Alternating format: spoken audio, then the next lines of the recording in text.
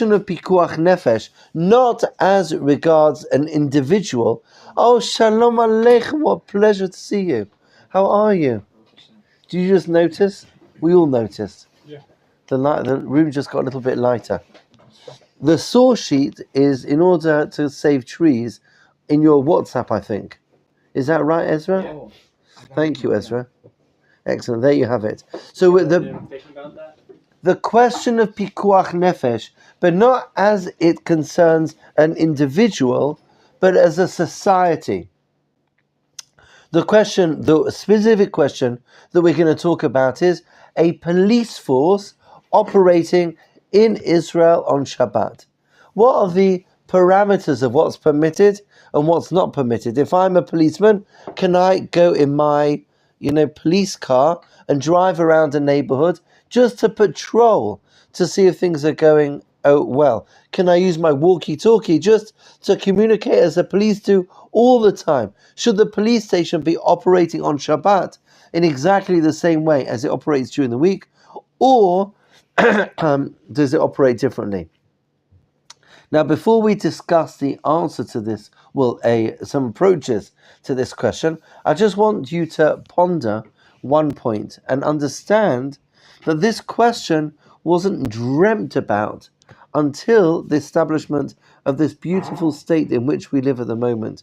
That the idea of a Jewish police force interested in knowing how to keep Shabbat is something that wasn't contemplated when we were living in Europe or in Asia or wherever it was that we were living as a small minority within a majority rule of non-Jews.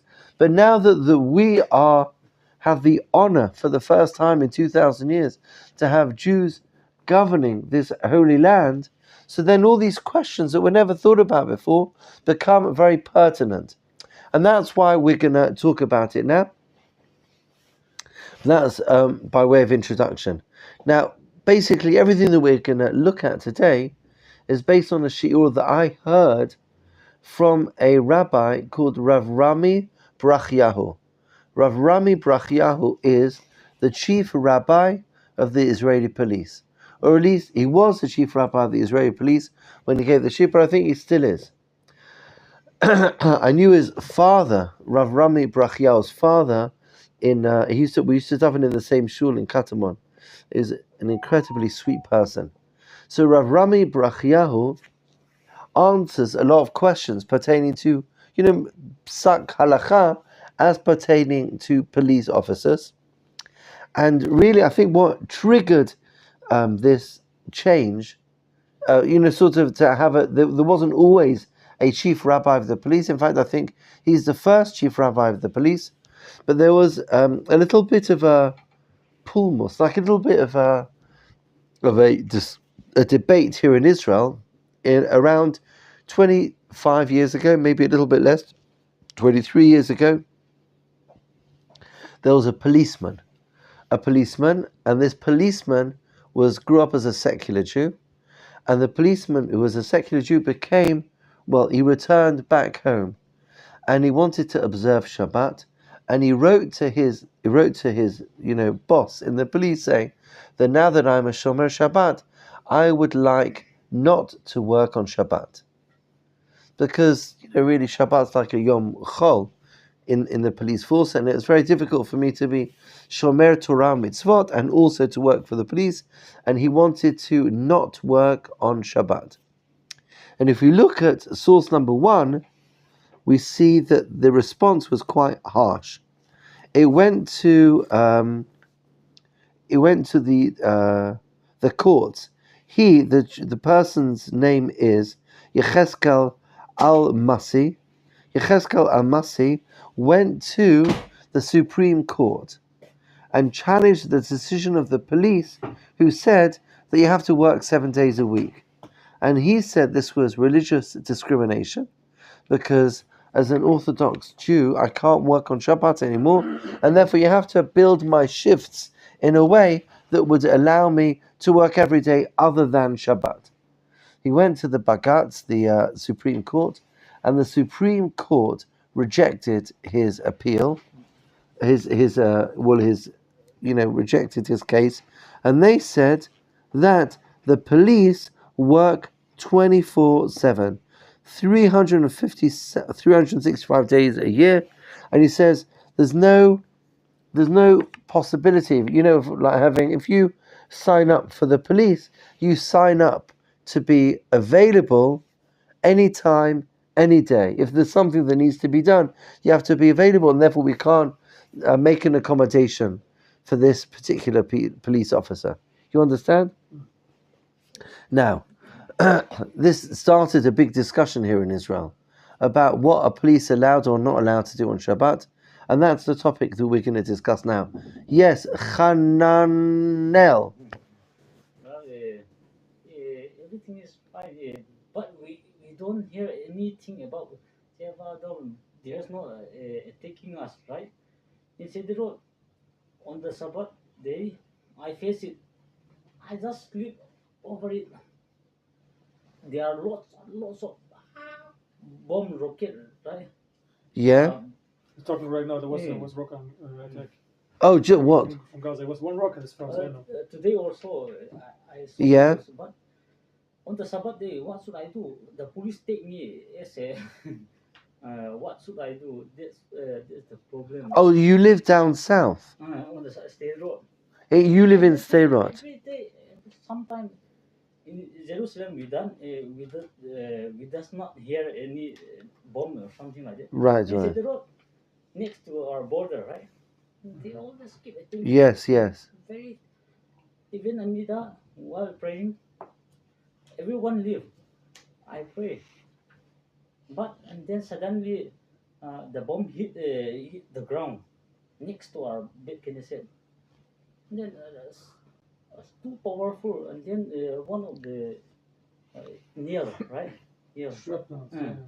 Hit me in this one. And then I just run it. There's blood, and then everyone saw it, the nail that come out from the window. Oh my gosh. Very hard for this. Yes. So the truth that your question is a very, very important question. And in fact, the question of pikuach nefesh is quite a wide question. Let's start with the question of defining pikuach nefesh, meaning in what situation do I decide that saving a life is more important than anything else right now. So if I'm in the middle of the Amidah, I'm going to leave. If it's Shabbat, I'm going to make a phone call or I'm going to drive. What's a situation in which, in general, you're allowed to break halacha? And then from that, we'll move to the sort of this broader question of the police. Okay? So we'll start really start by addressing your question, Hanan El, about understanding in general the guidelines of Pikuach Nefesh. Pikuach Nefesh, obviously, is a very, very nuanced topic, because if you make the definition too wide, then you never have, you could sort of get rid of much of halakha. But if you make it too narrow, chas v'shalom, you'll put somebody's life in danger. And therefore it's very, very important to have a precise definition of, when you do what. Yes. I know I might be jumping. Michael. Yes. I know I might be jumping ahead a little bit, but is the Gemara or Halakha anywhere, like Rambam discuss, like anything like this, like Jewish army, or I know the army, but anything like a Jewish police force, anything like that? So we're going to talk. I'll tell you what we're going to do for today. There are discussions, but we're not going to go there. We're going to talk today. Really, I think we could divide our discussion into 3 parts. The first part is defining pikuach nefesh in general. The second part is to talk about pikuach nefesh for an individual. So, if, like, God forbid, someone is in danger. And that's really how we connect to the police, talking about the public. Does the definition of pikuach nefesh change in public as opposed to pikuach nefesh in private? Meaning for one individual, but we'll get there. Let's start with the definition of pikuach nefesh. So, the Gemara in Yuma, there is more than one source, but one of the sources is the Gemara in Yuma. in source number 2 on the sheet over here, Rabbi Shimon ben Menassi Omer, and he quotes the pasuk, "V'shamru v'nei Yisrael et Shabbat, lasot et Shabbat l'dorotam b'rit olam." Nachon, the Jewish people kept Shabbat. Amra Torah. So then, this is really the Gemara is explaining how we can interpret this verse. Chalel alav Shabbat achat kadei sheishmor Shabbatot harbei. The Jewish people kept the Shabbat, from which Rabbi Shimon ben Menassia learned that Shmirat Shabbat is very important, to observe Shabbat. And if I need to transgress one Shabbat in order to allow somebody to observe many Shabbatot, then you're allowed to do that. If God forbid someone is ill, and if I transgress this Shabbat, they will come back to health, then of course I'm allowed to break Shabbat in order to help them come back to health. You follow? We're talking about a life-threatening situation. If I've got a little bit of a cough, you wouldn't be able to drive, somewhere to break Shabbat on that for that person. But if someone's in a life-threatening situation, then of course you break Shabbat in order to save that person's life. Let the principle being, let us transgress one Shabbat on their behalf in order that they should be able to keep many Shabbatot afterwards. Is that clear? Okay, that is the Gemara. Based on that Gemara, we come to the Shulchan Aruch. I mean, really, there's not any debate on this, whether it's true or not. So this has become accepted as halakha.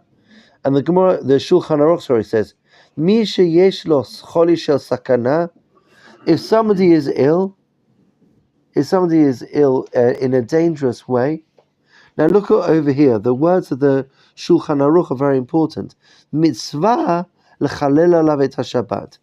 Mitzvah means not that you are permitted, but you are required. Lechalel alav et haShabbat. Hazariz harizeh meshubach, someone who acts quickly, that's to be praised. Fashuel, and someone who sort of takes their time. Harizeh shofech damim, potentially you could be causing danger to life through your hesitation.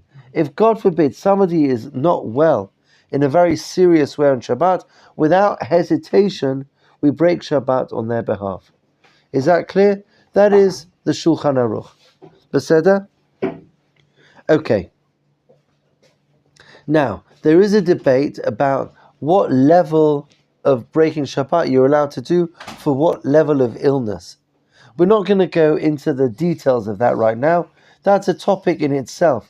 We are certainly much more lenient when it comes to a child. If a child is, God forbid, ill, they can't always say what they're feeling. And sometimes the doctor might check me out and say that I'm fine, but I feel awful. So then that's also a debate. Do we listen to the doctor or do we listen to the patient? We're not going to talk about that now, but the principle that we understand based on what we've just seen is that it is a mitzvah to break Shabbat in order to save a life. Okay, the question now becomes, and this is really the big question. So what's the definition of saving life? I'll give you an example. If, let's say, I work as a research chemist and I'm working on finding a cure for some terrible disease that's causing a lot of death, would I be allowed to work on Shabbat because my work is pikuach nefesh? Or if I work in produce drugs, produce medication, there's a big shortage of some drug, could I keep my factory open on Shabbat in order to make sure that people are getting the pills? Those pills save lives, and therefore me producing those pills would save those lives. So how do I draw the line and say, here, that is, you're saving a life, you can do that on Shabbat, and that is, it's true that it's certainly a very worthy thing to you, and I'm so happy that you're doing it, but you wouldn't be allowed to break Shabbat to do that. Do you understand the question? Yeah. Yes. I would say that it needs to be an emergency. Ooh. Like a factory that's open. Yeah, you're doing something, you're producing medicine, but you can shut off the factory and produce medicine tomorrow. you know, and you don't need to be producing medicine on Shabbat in order to be doing that in general. Like you can do it the next day. Whereas if someone's having chas v'chalila a heart attack, Right. you can't wait till the next day. It has Excellent point. I mean, it has to be, in order to break Shabbos, there has to be an emergency. Yeah. Okay. Excellent. What about, Yes. Hananel. What about the doctor? Doctor. Yes. Can a doctor work on Shabbat? That's another excellent question, which we will come to really after talking about the police as well. You're right. Yeah, there are lots of questions about doctors that are, what's permitted, what's not permitted. Really, Pikuach Nefesh is a huge topic. We're not going to touch on that now. It's an excellent question. In answer to the question of where to draw the line, of which activities are permissible I'm actively saving a life, and when do I say it's a very noble thing to do, but you wouldn't be allowed to do it on Shabbat? So the famous answer, I would say, because I think he was the first to write it, and after he wrote it, everyone accepted it, was Rabbi Yisrael Landau. Rabbi Yisrael Landau wrote, he lived in Prague, and he wrote in the 18th century. Yes, towards the 18th century. So he, the Nodabi Yudah, was asked a question. There was a doctor in London. Actually, he was in Prague. The question came from London. There was a doctor who performed a surgery on a patient to remove gallstones. You know what gallstones are? Very painful. Unfortunately, the operation didn't go very well. When I say it didn't go very well, what I mean to say is it went awfully. And unfortunately, the person being operated on left this world during the operation. So now you have this person lying on a bed in hospital after an operation that went wrong. The surgeon who performed the operation was a religious Jew, and he wrote a question to the Nodabi Yudah, saying, I know that when a Jew passes away, we all know, there is a mitzvah to bury them as soon as possible, right? There is an issur of halanat hamet, of delaying a burial. There's also an issur of bizayon hamet. Bizayon is to transgress a dead body. We believe that we are created in God's image, and therefore it is a terrible thing to operate on a body after somebody left this world, because that's a desecration of the dead. Bizayon hamet. So the question that was asked in Nodabi Yudah is as follows. On the one hand, if I operate on this dead person, I can find out the mistake that I made. And if I find out the mistake that I made, I'll make sure not to do it again and save the next person's life who needs this operation. On the other hand, here is a sweet holy Jew who's left this world, and this sweet holy Jew who's left this world, they need to be buried straight away. If I'm to operate, I would delay the burial. It would be a disrespectful action on this dead body. So can I say that the pikuach nefesh, that I will save someone's life in the future, can I say that will push aside the transgression of halanat hamet, of bizayon hamet, of treating this body inappropriately? You hear the question? That was the question to the Nodabi Yudah. Matem Choshvim, any thoughts? I would say he would not be allowed to do it, because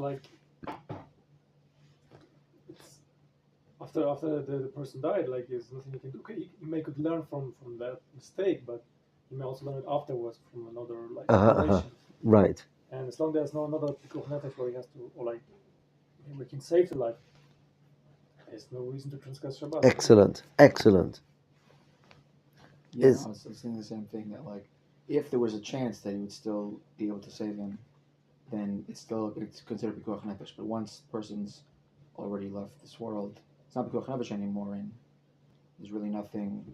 Right. Bizayon hamet is another issue, but can we break Shabbat for bizayon? No. It's saying, can I do bizayon hamet? It's not a Shabbat related question here. Here the transgression is delaying the burial. Oh. Can I delay the burial in order to learn what went wrong? Oh, okay, like autopsy. Exactly. Can I do an autopsy to find out what went wrong in order that next time I won't make the same mistake?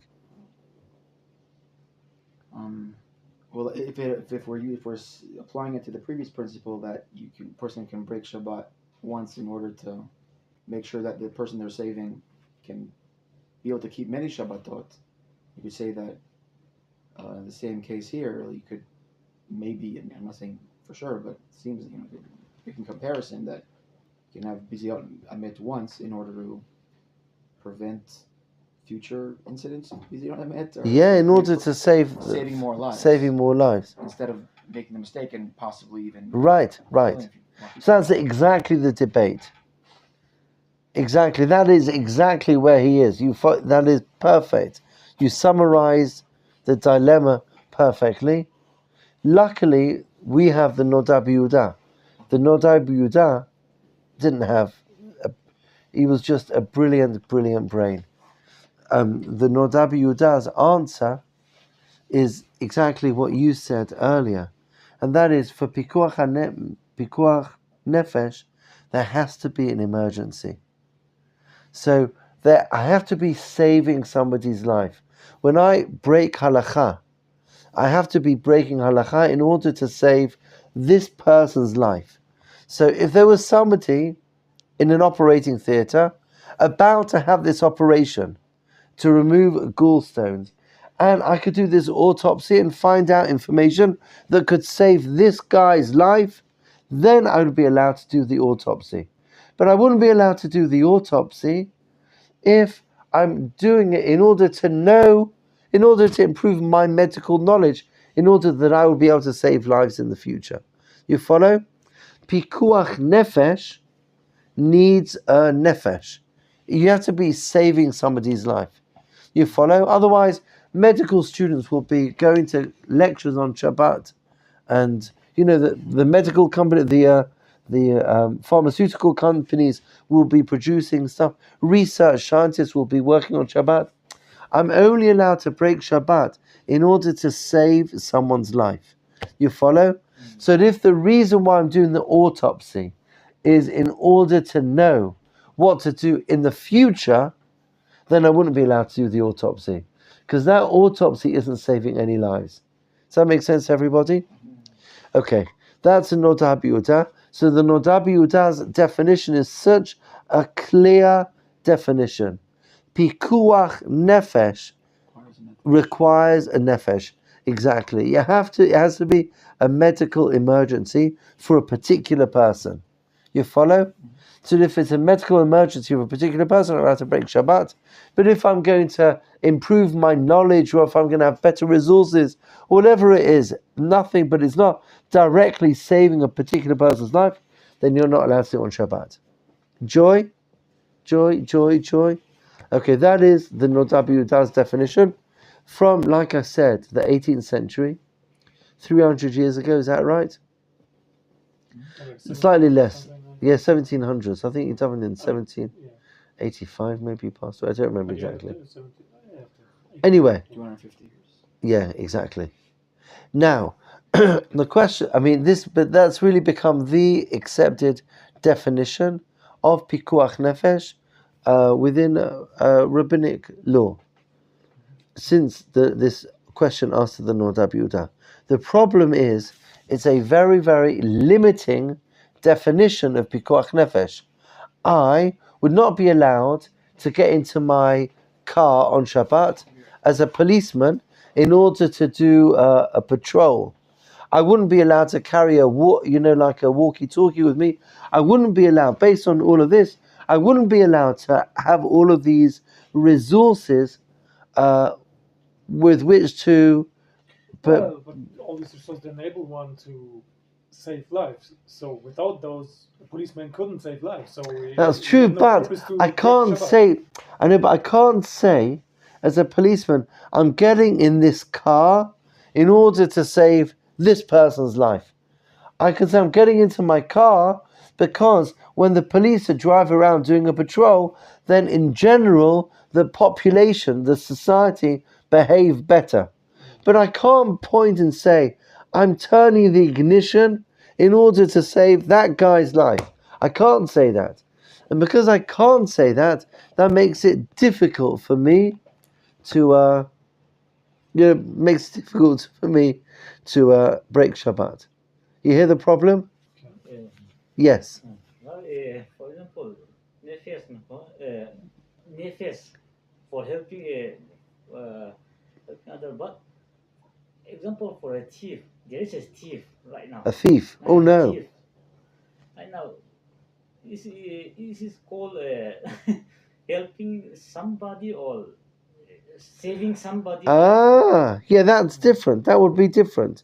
If the police got a call, and the police got a call saying there's an armed robbery going on in this house, armed robbery, pikuach nefesh. I'm doing it to save poor Mrs. Goldberg, who's locked up in her apartment with an armed robber. Yes, I'm breaking Shabbat to save Mrs. Goldberg. That was fine, because I got the call and how would I answer the phone? But that's another question. But if I knew that I'm saving a particular person's life, that would be fine. Our question is when it's just, preventative. I'm sort of doing a patrol. In that situation, would he be allowed to do it? Josh. A little bit of a, 8-ball question. So Those are the best. So just on the topic of us learning this in class, it's like kind of a 1, 2, 3. Like, is there value in us learning this with the understanding that we plan to implement it into Israeli society, or that we believe it will inevitably happen in Israeli society, or is there just value in us just having this class, even if it doesn't?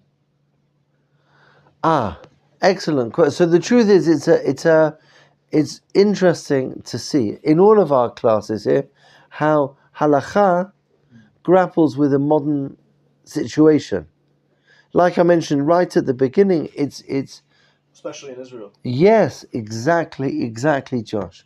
This question of a sovereign Jewish state, and within this sovereign Jewish state to have an army and to have a police force, a Jewish police force patrolling the streets of a beautiful, holy Jewish state. So it's so important to see how halakha grapples with the issues that arise as a result of this. I can't take the definition from the Nota B'Yehuda only, exclusively, because it's such a narrow definition of Pikuach Nefesh. We couldn't have an effective police, you couldn't have an effective police force based on that Nota B'Yehuda. You follow? And therefore, what we're going to do now is, it's really a fascinating journey. We're going to go on to expand the definition of Pikuach Nefesh. I'll give you an example. I think it might even be in the run that we'll look at in a few minutes. There's a difference between an individual and a society. Let me explain, how that has ramifications. Well, it's like a rubbish example, but let's say like this. Let's say I open my fridge, right? And I've run out of milk. So I have no milk to make my cup of tea, which is a shame. But that's me experiencing a little bit of pain because I've got no milk to make my cup of tea. But imagine all the cows in Israel went on strike and there was no milk in the whole country. That would be a much bigger deal, and that would require a lot more, intervention in order to deal with that situation. I don't just mean logistically. It's not just like one and many. It's the scale of the problem means that the solution has to be different. Even though in both situations I have no milk with which to make my cup of tea, but my experience of no milk as an individual is entirely different to my experience of having no milk as part of society. There's a society that doesn't have any milk. You follow? Does that make sense to you? And so the same is true, let's say, like an individual is in danger or a community is in danger. So a community in danger is a much more, no, not a community or an individual in danger, but sort of if there's was like statistics, if there's a 5% chance, whatever that means, that something might happen to me, so that's unpleasant, but it's a low chance. I could live with that. But if there's a 5% chance something will happen to somebody in Jerusalem, so then something will certainly happen to someone in Jerusalem, because you understand. So that risk is a much greater risk, even though the probability is the same. That's the sort of idea with which we were going to try to expand. That as we expand the number of people, we'll expand the definition of pikuach nefesh. So in order to do that, there's a very, very interesting piece of Gemara. It's in source number 6. And the source number 6 is a teaching from Shmuel. It's a Gemara in Shabbat, Naf Mem Bet Amud Aleph. Shmuel taught. Shmuel was one of the early generation Amoraim. Mechabin, you are allowed to extinguish Gachelet Shel Mateche Birashut HaRabim Bishvil Shelo Yizoku Ba Rabim. If there is a boiling hot metal rod on the street on Shabbat, you're allowed to pour water on that metal rod in order to extinguish the heat on Shabbat. Aval lo kachelet shel eish. But if in this communal area there is a log on fire, you wouldn't be allowed to extinguish the log. Is that clear? Boiling hot metal, you are allowed to extinguish it on Shabbat. Burning wood, you're not allowed to extinguish it on Shabbat. So what's the difference between boiling hot metal or burning wood? So as you all know, there is an Isur on Shabbat. There's an Isur on Shabbat of Mechabeh. Mechabeh means to put out a fire. You're not allowed to put out a fire on Shabbat, right? So Rashi explains, if you have burning wood, to put out a fire of burning wood on Shabbat is an Isur to Oraita. You're right? However, to put out, it's good, it keeps you all awake. But if you have burning metal, that's only an Isur to Rabbanan. That's not forbidden in the Torah, it's forbidden by the rabbis. So there's a danger, you've got this public thoroughfare, and we're worried, that if it's in my house, I could just say, no one go to that side of the house. But if it's in the middle of Ben Yehuda Street, it's much harder to monitor to make sure no one's going to come near it. You follow? So because we're worried somebody might put themselves in danger, I'm allowed to transgress an Isur de Rabbanan, a rabbinic prohibition, and put out the metal, but I'm not allowed to transgress a biblical prohibition and put out the fire. Is that clear? Really, I would like to put out both, but the reason why I can do the metal is because the metal is only rabbinic. Oh, Hananel, thank you so much. Does this help? Does it? Drinking water and also... We're about to find out. Holding the breath. He said holding your breath, but drinking water also. Thank you so much. Thank you. Baruch atah Adonai Eloheinu melech haolam. Shakol niyeh bivaro.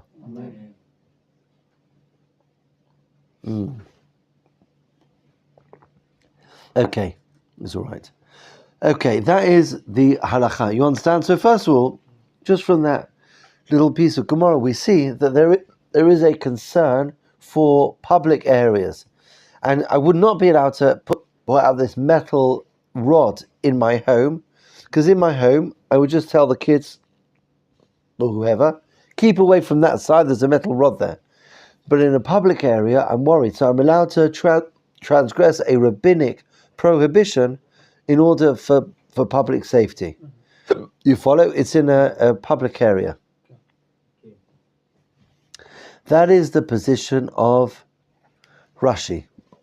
However, the Ran has got a different interpretation.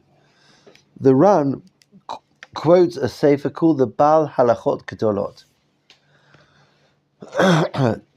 Remember, according to all the Gemara said was, I'm allowed to extinguish the metal, but I'm not allowed to extinguish the wood.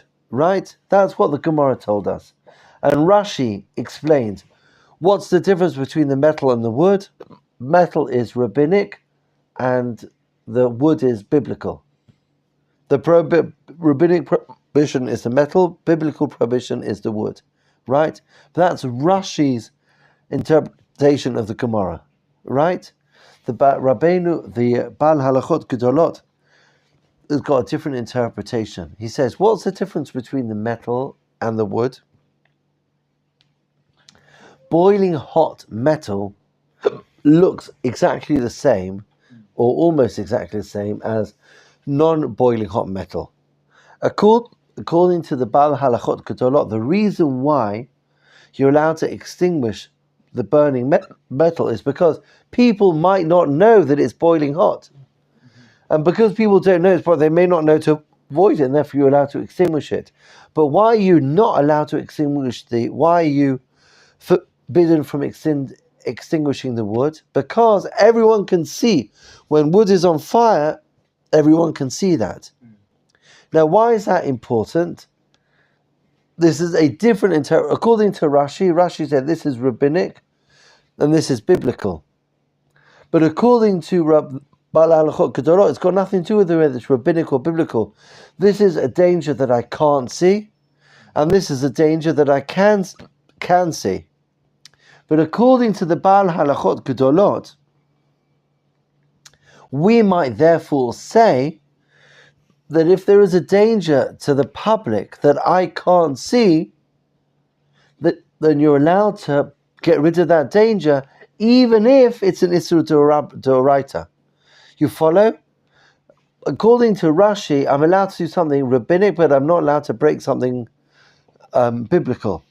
According to the Bal Halachot Gedolot, he says, no, it's maybe I am allowed to transgress a biblical prohibition. The reason why I'm not allowed to extinguish this particular piece of wood is not because it's a biblical prohibition.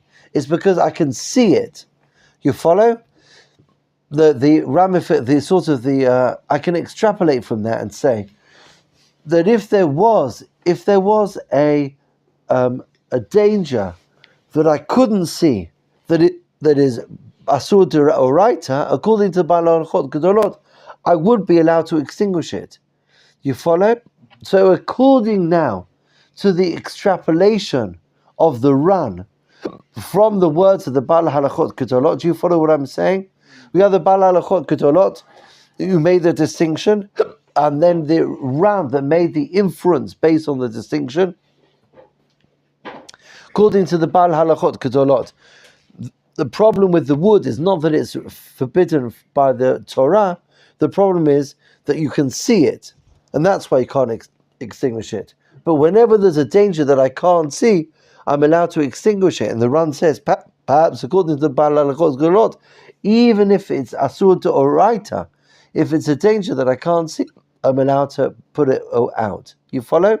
So according to the Bal Halachot Gedolot, we come up with a fascinating situation. I have a case where no one's life is in danger, but the community, there's a possibility, there's 1,000 people, and there's a good possibility, God forbid, that somebody's life might come to be in danger.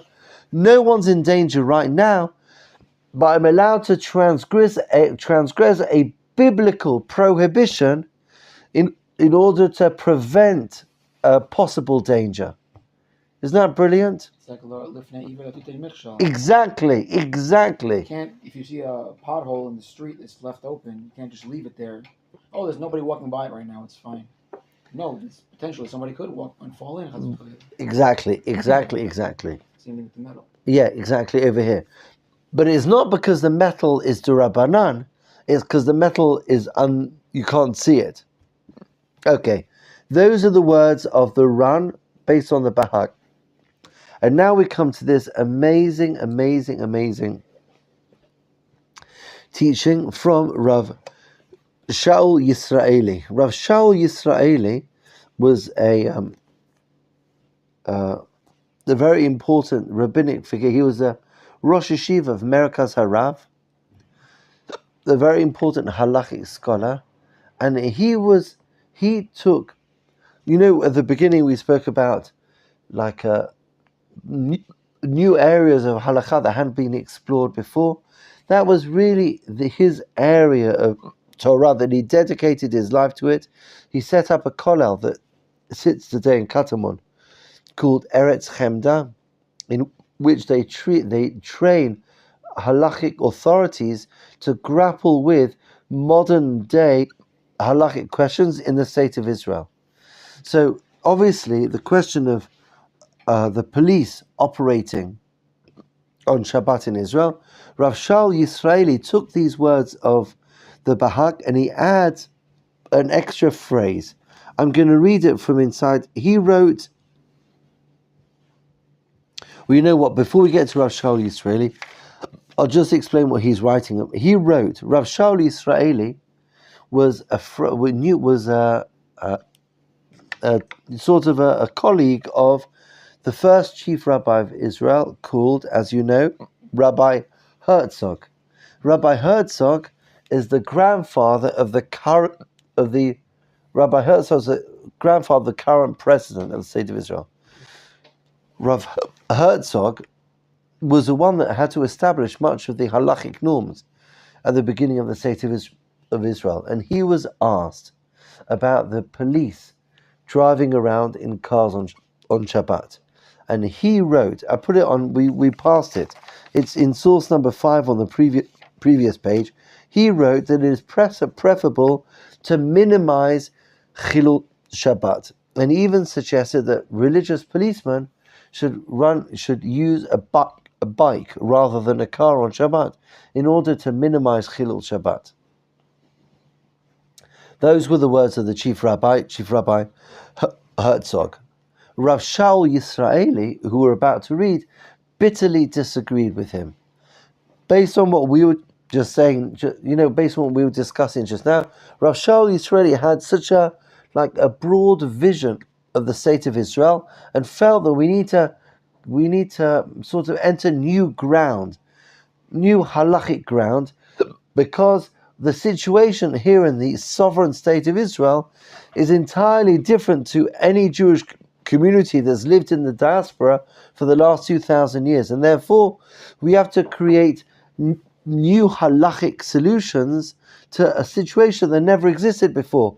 We never had a Jewish police force operating in the sovereign state of Israel, and therefore we have to create new halachic models to deal with that new situation. Is that clear? So he disagreed with Rav Herzog and said, no, you definitely need to get into the cars. Why? And this is his rationale. Kol ma shenogea lishlom hatzipur. Now this is a phrase that appears in the words of Rav Shaul Yisraeli, but it doesn't appear in the words of the Ran. Shlom hatzipur means that there is a requirement to maintain the peace on the street, I don't know what the word is. There's some sort of society needs a force to maintain the peace. Civil rest, maybe? Yes, civil calm.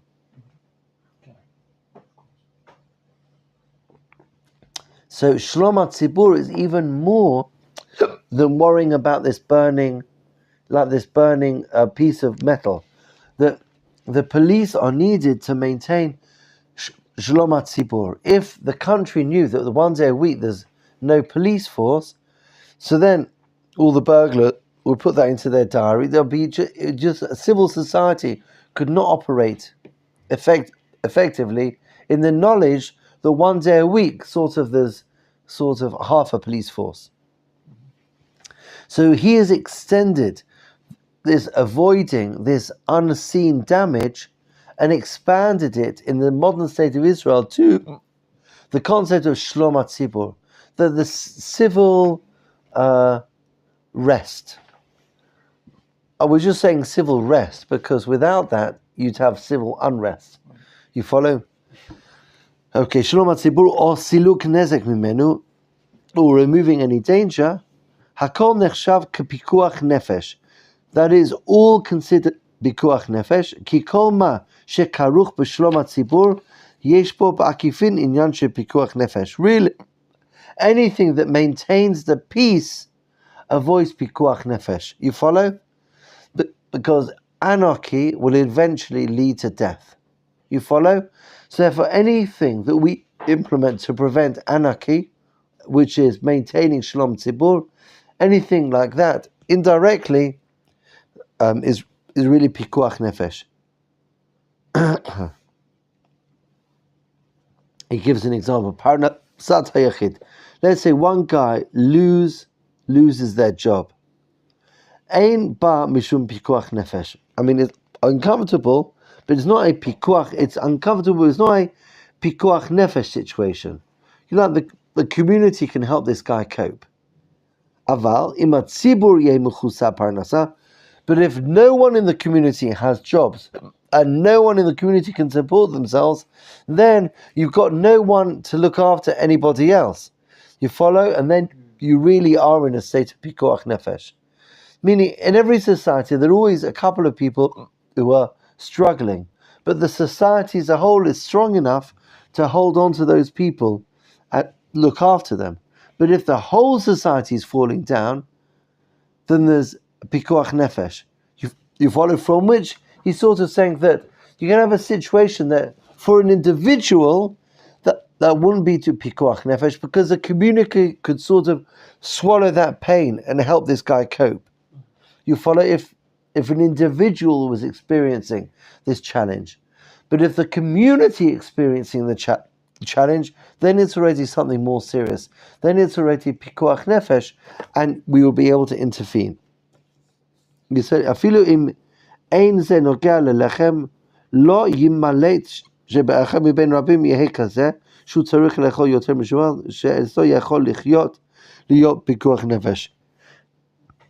I'm sorry. In that situation, that would be a case of pikuach nefesh. You follow, because this is something that affects the tzibur. Based on this teaching of Rav Shaul Yisraeli, I have to say that the Israeli police force, it seems to me, have accepted the position of Rav Shaul Yisraeli more than the position of Rav Herzog. But do you see what I mean? Like, it's a broader view, because they're not looking about this particular person now. They're talking about like setting standards in the sovereign state of Israel. It can't be that the police force is known to be weaker on one day of the week. That would damage Shlom HaTzibur. And anything that would damage Shlom HaTzibur is itself pikuach nefesh. So therefore, according to Rav Shaul Yisraeli, you be allowed to operate, in all areas of police affairs on Shabbat. I mean, not all affairs of police, stuff that could be done other days wouldn't be done on Shabbat. But patrols, any aspect of police work that is maintaining Shlom Tzibur, keeping the peace, anything like that, the Shlom HaTzibur is a pikuach nefesh concern, even though it's doesn't fit into the definition of the Nod Yehuda, where you need to point at a guy and say, this guy is the guy we want to say.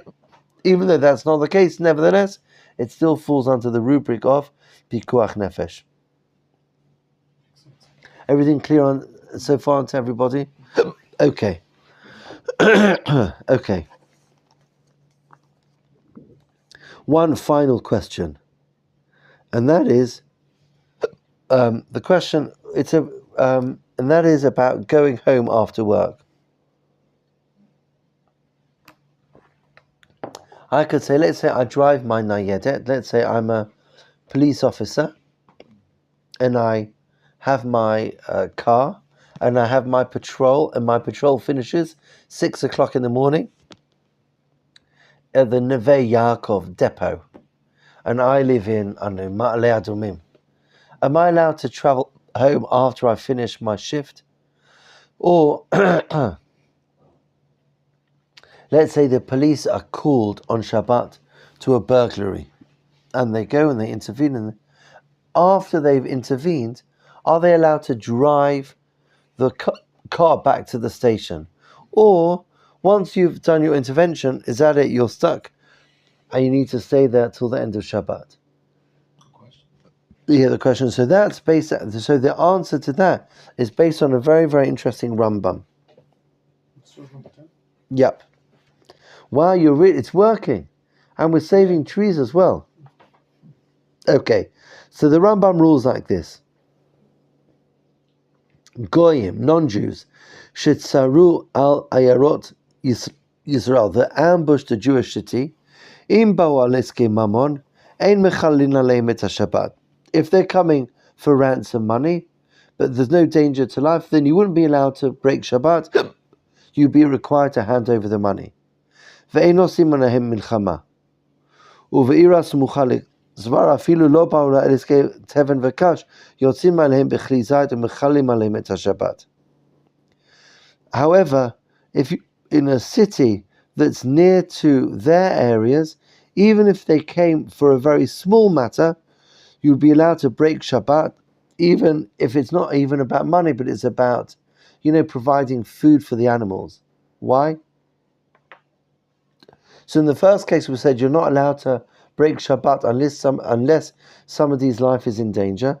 That was the first case. And in the second case, we said if you're their next door neighbors and they invade you, even if they claim that they're invading just for some animal food, they're not putting anyone's lives in danger, you'd be allowed to respond in a warlike manner.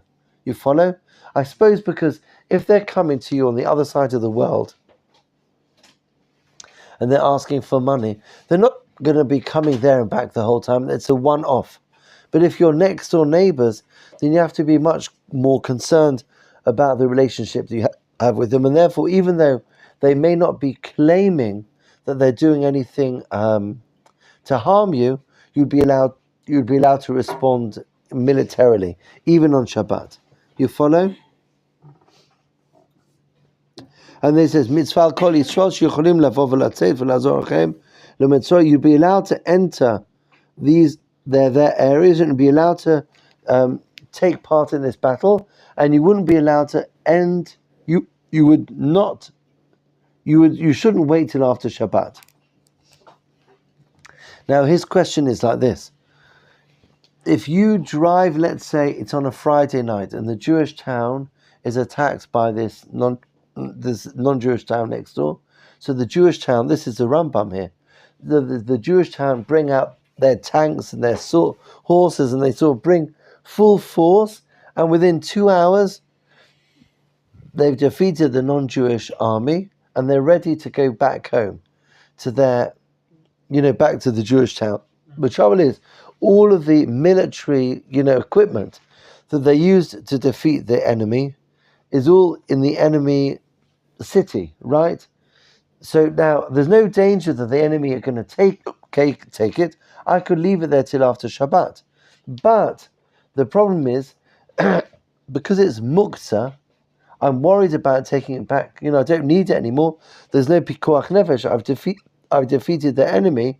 Is there any justification to allow me to bring all the equipment that I used and that was needed for pikuach nefesh, all the stuff that I brought in? Do I have any justification to take it out? So the Rambam rules that you are allowed to take it out, and his principle is fascinating, and it's a very important principle that we can apply to our case as well. Here, we've got over here, thank you so much.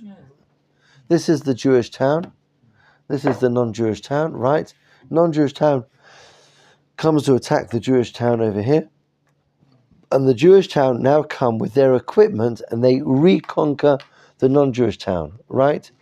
And now everything is safe, there's no threat. Now, when they were preparing their attack, right? They're saying, I'll need this, I'll need this, I'll need everything. The Rambam says, we don't want anyone thinking, oh, should I take this? If I take it, I might have to leave it there. You follow? Mm-hmm. They don't want anybody to show any hesitation as they were preparing the equipment with which they are going to defend themselves. You follow? And because we don't have any hesitation in deciding what equipment I'm going to take from the Jewish area in order to attack, since I don't want to have any hesitation, therefore you're allowed to bring everything back afterwards. Because if we would have said that anything you can leave there till after Shabbos, so then I'll say, you know what, I'll bring my second best sword. I don't want to bring my best sword because I don't want to leave it there in case it gets damaged. You follow? So therefore, the Rambam gives us this very, very interesting ruling that I'm allowed to mechalel Shabbat.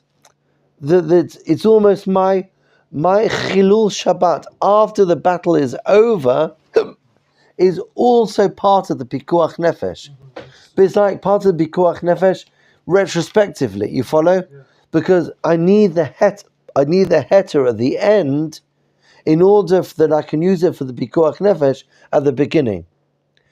Is that clear? I need the heter at the end to take it home in order to ensure that I don't hesitate with the pikuach nefesh at the beginning. You hear that principle in the Rambam? Okay, based on that, I'm going to read the Taz.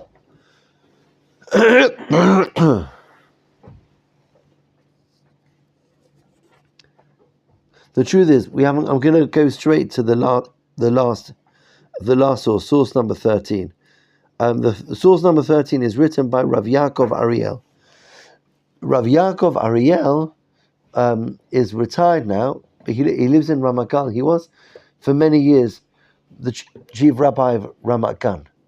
And the police force wrote, a couple of years ago, they had a big campaign to recruit religious policemen. And the name of the campaign was Ma'aminim B'Mishtara, I believe in the police. And they produced, so we're paid exactly 10 years ago, Nachon? 10 years ago, they produced this booklet with writings by various rabbis on the police. And this Rambam that we just read was quoted by Rav Yaakov Ariel,